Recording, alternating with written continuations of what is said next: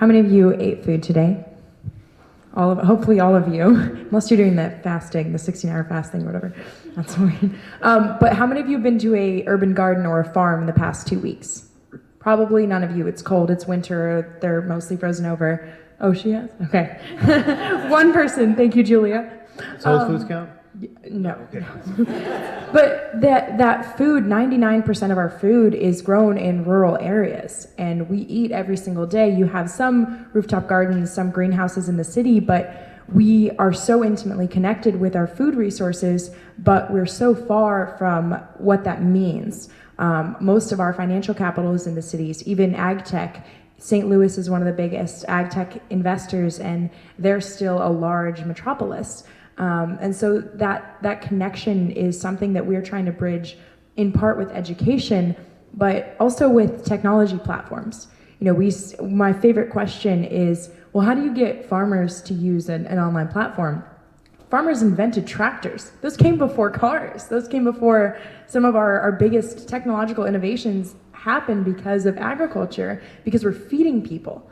And so that connection and that understanding of this is where our food, this is where our livelihood comes from, is really important. And so building that connection, not just in knowledge, but in resources and bridging that gap is how we're gonna feed our future and ourselves.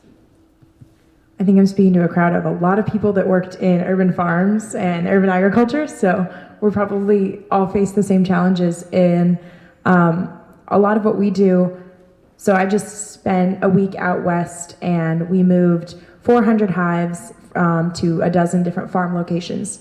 And it's really hard to bring people from the city to that experience. So like, what does it mean to move a few hundred hives? And like, how many times do you get stung? And like, what happens if, things just aren't going your way? It's muddy, you're stuck in, like, there's just all these things that happen when you're delivering hives to farms.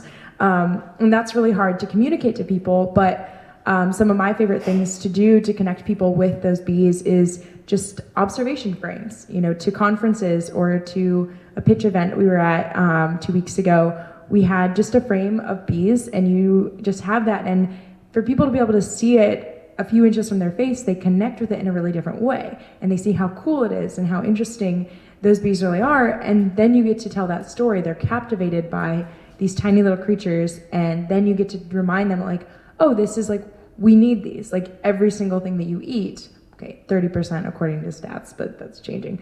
But these things are critical to your food and everything that you're consuming. So education, engagement, and also just crazy stories too, of like, when you're moving 400 hives, and I only got stung a dozen times this time, but it's still sharing that and connecting with people in that way is a good way to start.